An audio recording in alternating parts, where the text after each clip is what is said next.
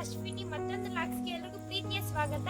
Friends, ಇವತ್ತು ನಾನು ಈ ಒಂದು ವಿಡಿಯೋದಲ್ಲಾದ್ರೆ ಒಂದು ವಿಶಿಷ್ಟವಾದ ಹಣ್ಣನ್ನಾದ್ರೆ ಪರಿಚಯ ಮಾಡ್ಕೊಡ್ತಿದ್ದೀನಿ. ಫ್ರೆಂಡ್ಸ್, ಈ ಒಂದು ಹಣ್ಣಾದ್ರೆ ಬಂದ್ಬಿಟ್ಟು ಉತ್ತರ ಕರ್ನಾಟಕದಲ್ಲಿ ಹೆಚ್ಚಾಗಿ ಸಿಗುವಂತದ್ದು. ಆ ಜನರಿಗೆ ಈ ಒಂದು ಹಣ್ಣಿನ ಬಗ್ಗೆ ಚೆನ್ನಾಗಿ ಗೊತ್ತಿರುತ್ತೆ, ಬಟ್ ನಮ್ ಕಡೆ ಎಲ್ಲ ಅಷ್ಟೊಂದು ಸಿಗೋದಿಲ್ಲ. ಹಣ್ಣುಗಳಾದ್ರೆ ಅಂತ ಗಿಡಗಳಾದ್ರೆ ಅಪರೂಪ. ಈ ಒಂದು ಜನರೇಷನ್ ಅಲ್ಲಾದ್ರೆ ಅಂತ ಗಿಡಗಳಾದ್ರೆ ಇರೋದಿಲ್ಲ. ಫ್ರೆಂಡ್ಸ್, ನೋಡಿ ಆ ಒಂದು ಗಿಡನಾದ್ರೆ ನಾನು ತೋರಿಸ್ತೀನಿ. ಫಸ್ಟ್ ನೋಡ್ಕೊಂಡ್ಬಿಡಿ ಆ ಒಂದು ಗಿಡನಾದ್ರೆ.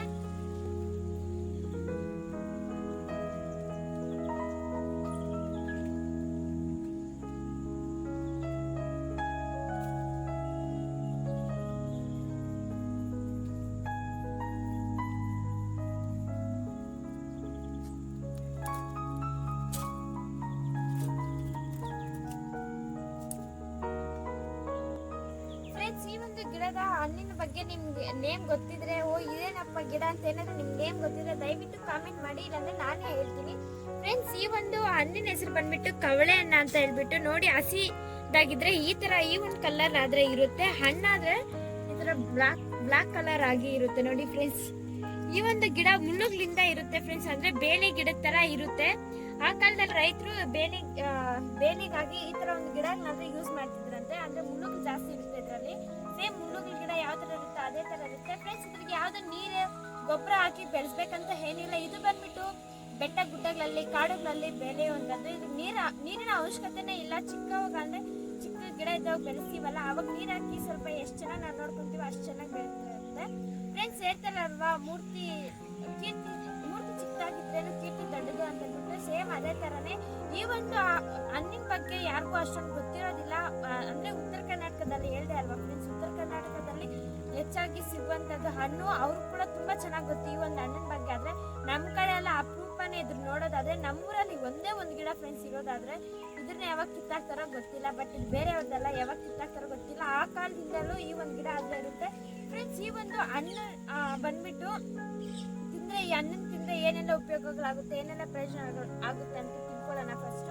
ಫ್ರೆಂಡ್ಸ್, ಈ ಒಂದು ಹಣ್ಣನ್ನು ತಿನ್ನೋದ್ರಿಂದ ನಮ್ಗೆ ಹೃದಯ ಅಂದ್ರೆ ಹಾರ್ಟ್ ಪೇಷಂಟ್ ಇರ್ತಾರಲ್ಲ ಅವ್ರಿಗಾದ್ರೆ ತುಂಬಾ ಒಳ್ಳೇದು. ಮತ್ತೆ ಈ ಹಣ್ಣನ್ನು ತಿನ್ನೋದ್ರಿಂದ ನಮ್ಗೆ ರಕ್ತ ಆದ್ರೂ ಶುದ್ಧವಾಗಿರುತ್ತೆ. ಮತ್ತೆ ಮುದುಕಿರಿರ್ತಾರಲ್ವಾ ಫ್ರೆಂಡ್ಸ್, ಅವ್ರ ಮೂಳೆಗಳೆಲ್ಲ ಸೋರೋಗಿರುತ್ತಲ್ವಾ, ಅಂತವ್ರು ಈ ಒಂದು ಹಣ್ಣನ್ನಾದ್ರೆ ತಿನ್ಬೋದು. ಮತ್ತೆ ಜೀರ್ಣಕ್ರಿಯೆಗೆ ಒಳ್ಳೇದು, ಚರ್ಮ ರೋಗಗಳಿಗೆ ಒಳ್ಳೇದು. ಈ ತರ ಅಂದ್ರೆ ಇದೆ ಫ್ರೆಂಡ್ಸ್. ನಾವು ಅದನ್ನ ಯೂಸ್ ಮಾಡ್ಕೊಂತ ಇಲ್ಲ ಅಷ್ಟೇ. ಈ ಒಂದು ಗಿಡ ಆದ್ರೆ ಇವಾಗ ಸಿಗೋದೇ ಇಲ್ಲ ಎಲ್ಲೂ. ಅಷ್ಟೊಂದು ಇದಾಗೋಗಿದೆ, ಅಂದ್ರೆ ಅಷ್ಟೊಂದು ಡಿಮ್ಯಾಂಡ್ ಆಗೋಗಿದೆ ಈ ಒಂದು ಗಿಡದ. ಆ ಕಾಲದಲ್ಲಿ ತುಂಬಾ ಔಷಧಿ ಗಿಡಗಳು ಸಹ ಇತ್ತು. ಫ್ರೆಂಡ್ಸ್, ಈ ಒಂದು ಗಿಡದ ಮರದ ತೊಗಟೆ ಆಗ್ಲಿ, ಎಲೆಗಾಗ್ಲಿ, ಬೇರಾಗ್ಲಿ, ಕಾಯಿಗಳಾಗ್ಲಿ ಏನ್ ಇಷ್ಟು ವೇಸ್ಟ್ ಕೂಡ ಆಗೋದಿಲ್ಲ. ಎಲ್ಲ ಔಷಧಿ ಗುಣಗಳನ್ನು ಹೊಂದಿರುವಂತ ಗಿಡನೇ ಫ್ರೆಂಡ್ಸ್. ಗಿಡ ತುಂಬಾ ಆದ್ರೆ ಹಣ್ಣುಗಳಿವೆ, ಬಟ್ ಕಿತ್ಕೊಳ್ಳೋರು ಯಾರು ಇಲ್ಲ. ಯಾಕಂದ್ರೆ ನಮ್ಮೂರಲ್ಲೇ ಫಸ್ಟ್ ಆಫ್ ಆಲ್ ಯಾರಿಗೂ ಗೊತ್ತೇ ಇಲ್ಲ ಫ್ರೆಂಡ್ಸ್ ಈ ತರ ಗಿಡ ಇದೆ ಅಂತ ಹೇಳ್ಬಿಟ್ಟು. ನಾವು ಯೂಟ್ಯೂಬ್ ಅಲ್ಲಿ ಸರ್ಚ್ ಮಾಡಿ, ಗೂಗಲ್ ಸರ್ಚ್ ಮಾಡಿ ಇದ್ರ ಬಗ್ಗೆ ನಾವಲ್ಲಿ ತಿಳ್ಕೊಂಡಿದ್ದು. ಅಪ್ಪನ ನನ್ಗೆ ಸ್ವಲ್ಪ ಎಕ್ಸ್ಪ್ಲೈನ್ ಮಾಡ್ರು ಈ ಒಂದು ಗಿಡದ ಬಗ್ಗೆ. ಆದ್ರೆ ನೋಡ್ತಿರ್ಬೋದು, ಗಿಡ ತುಂಬಾ ಹಣ್ಣುಗಳಿದೆ, ಕಿತ್ಕೊಳ್ಳೋರು ಯಾರು ಇಲ್ಲ, ಕಿತ್ಕೊಳ್ಳೋ ಕೂಡ ಆಗೋದಿಲ್ಲ ಫ್ರೆಂಡ್ಸ್. ಇದು ಚಿಕ್ಕ ಗಿಡ ತರಾನೇ ಬೆಳೆಯೋದು, ಜಾಸ್ತಿ ಹೈಟ್ ಏನು ಆಗೋದಿಲ್ಲ, ಚಿಕ್ಕದಾಗೆ ಇರುತ್ತೆ. ನಾವು ಕಿತ್ಕೊಂಬೋದು ಆರಾಮಾಗಿ. ಫ್ರೆಂಡ್ಸ್, ಇಂತಹ ಗಿಡಕ್ಕೆ ಈಗ ಕಣ್ಮರೆ ಆಗ್ತಿದೆ. ಈ ಒಂದು ಹಣ್ಣಿನ ತಿನ್ನೋದ್ರಿಂದ ಹೇಳಿದೆ ಅಲ್ವಾ, ಇನ್ನೂ ಏನಪ್ಪಾ ಅಂತಂದ್ರೆ ಹೊಟ್ಟೆ ನೋವು ಬಂದ್ರೇನು ನಮ್ಗೆ ವಾಸ ಆಗುತ್ತೆ ಹಣ್ಣಿನ ತಿನ್ನೋದ್ರಿಂದ.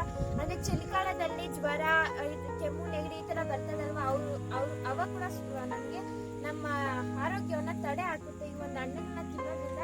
ಮತ್ತೆ ವಿಟಮಿನ್ ಎ ಮತ್ತು ಕ್ಯಾಲ್ಸಿಯಂನ ಹೆಚ್ಚಾಗಿ ಪಡೆದಿರುತ್ತೆ ಫ್ರೆಂಡ್ಸ್. ವಿಟಮಿನ್ ಎ ಮತ್ತು ಸಿ ಅನ್ನ ಹೆಚ್ಚಾಗಿ ಇದು ಪಡೆದಿರುತ್ತೆ. ಮತ್ತೆ ಕ್ಯಾಲ್ಸಿಯಂನ ಸಹ ತುಂಬಾ ಹೆಚ್ಚಾಗಿ ಪಡೆದಿರುತ್ತೆ ಫ್ರೆಂಡ್ಸ್.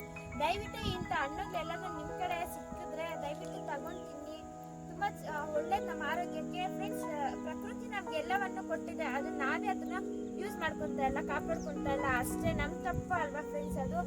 ಅಂದ್ರೆ ಯಾವ ಜನರೇಷನ್ ಎಂತ ಹಣ್ಣಿಗೆ ತಿನ್ಬೇಕು ಅಂತ ಹೇಳ್ಬಿಟ್ಟು ಪ್ರಕೃತಿನೇ ನಮ್ಗೆ ಕೊಟ್ಟಿದೆ, ಬಟ್ ನಾವು ಅದನ್ನ ಯಾರು ಯೂಸ್ ಮಾಡ್ಕೊಂತ ಇಲ್ಲ ಫ್ರೆಂಡ್ಸ್. ಈ ಒಂದು ಹಣ್ಣಿನ ಬಗ್ಗೆ ನೀವೆಲ್ಲ ಗೊತ್ತಿದ್ರೆ, ನೀವು ತಿಂದಿದ್ರೆ ನಮ್ಗೆ ದಯವಿಟ್ಟು ಕಾಮೆಂಟ್ ಮಾಡಿ ತಿಳಿಸಿ ಫ್ರೆಂಡ್ಸ್. ಈ ಒಂದು ಹಣ್ಣಾಗಿರೋ ಹಣ್ಣುಗಳಿಂದ ನಾವು ಉಪ್ಪು ಸ್ವಲ್ಪ ಹಾಕ್ಬಿಟ್ಟು ತಿಂದ್ರೆ ಇನ್ನೂ ತುಂಬಾ ಚೆನ್ನಾಗಿ ಟೇಸ್ಟ್ ಇರುತ್ತೆ. ಇದರಲ್ಲಿ ಉಪ್ಪಿನಕಾಯಿ ಸಹ ಮಾಡ್ತಾರೆ ಫ್ರೆಂಡ್ಸ್. ಈ ಒಂದು ಹಣ್ಣನ್ನ ನೀವು ತಿಂದಿದ್ರೆ, ಉಪ್ಪಿನಕಾಯಿ ಏನಾದ್ರು ಮಾಡಿ ತಿಂದಿದ್ರೆ ದಯವಿಟ್ಟು ನಮ್ಗೆ ಕಾಮೆಂಟ್ ಮಾಡಿ ತಿಳಿಸಿ. ಮತ್ತೊಂದು ವಿಡಿಯೋದಲ್ಲಿ ಸಿಗೋಣ. ಅಲ್ಲಿವರೆಗೂ ಎಲ್ರಿಗೂ ಬಾಯ್.